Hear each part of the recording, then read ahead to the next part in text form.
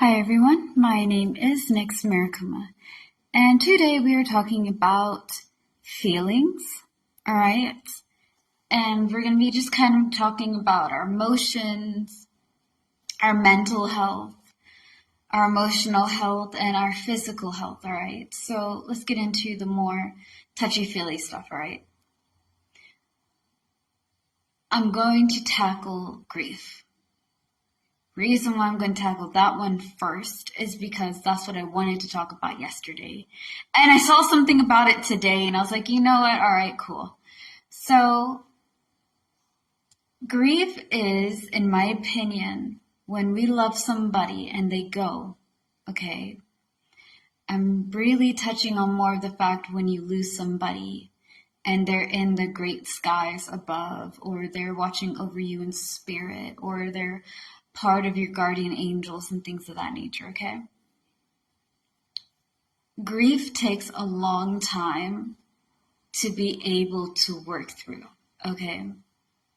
I lost somebody 16 years back, and I get really emotional around the months of like August, my birthday, which is September, and Christmas and New Year's, okay? Because Christmas and New Year's, they really liked it. We used to watch Jesus of Nazareth, and they're just somebody that was like a parental figure, a grandparent, a partner in crime. They're like everything to me. They taught me everything that I know.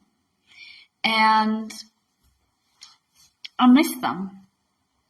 I miss that I can't share them all the things that's been going on in my life, right? And that when I get married to whoever it may be, maybe I'll just be a single bachelorette, right? Just living my single life, having my kids, passing out G's, roaches, and blunts. Silliness aside, you can't go over there and physically have them with you, right? But they can be with you in spirit. And I think this year I've learned, specifically I've finally come to terms with on August, right? Because that's when I lost them. I come to terms with that it's okay to miss them. And it's okay to cry. But they don't want you to be sad. I want you to think that, heaven forbid, when you do pass away, okay, may it not be anytime soon. You guys have a lot of things that God or the higher power or the universe or the great divide has in store for you, right? I don't want, when I go, for people to cry over me. I don't want them to be sad. And if I don't want them to be sad, then most likely I don't think they want me to be sad. So from time to time, I talk to him. I talk to my grandfather. And I tell him about my day, and I tell him that, man, if you were here, what would you tell me? Okay, because like on this and this, I'm really lost and confused, right? Oh, so-and-so's doing that. This is what I'm planning. This is what I'm doing. So-and-so's been up here and there. And it's not that I can physically see him, right? It's not like I can touch him like I can touch this table or touch Ray back there. But I can have him in thought. I can have him in spirit. I can have him in mind, And it's like he's with me all the time. And I know a lot of people are going to have some mixed emotions about that, because some people believe that when someone passes away, that's it. Talking to the spirits, talking to someone that has passed away and talking to them as if they're here with you right now is just madness. But for me, it helps. The reason why I'm having this whole spiel about this video is because I want you guys to be comfortable with, if you lose somebody, it's okay to talk to them. Even if you can't see them or sense them, know that they're always around you. Know that they're always watching you, always guiding you, always leaving you messages. When I see certain things like my lucky number, or I think about them, or others that I've lost, I like to think that every good thing that happens to me is them just guiding me. Or when I have visions of whatever it may be, that they're just teaching me and showing me what I need to do. And that sometimes, in a rare moon, they come to me in different ways. That doesn't mean that they're gone forever. It just means that they're in a different realm, a different plane than where I'm at. And even though it's very thin of a veil, and it can be kind of thinner depending on parts of the years and things of that nature, they're always there. You know, when I was younger, my family used to tell me, I think it was my grandfather, he used to tell me about like the moon and the stars. And I have people in the family that used to talk about how when people pass away, they become stars. And when they're shining on you, they're just there watching. You know, it's okay. But to get to that acceptance, to get to that moment where I'm at right now, it takes a long time.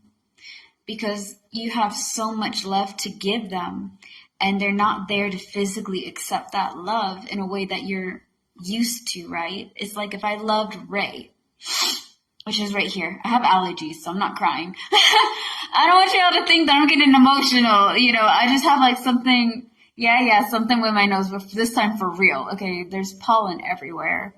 And my dumb butt's putting rosemary and bay leaves and other bundles, if you will, around my room and on my fan and across all the places, you know.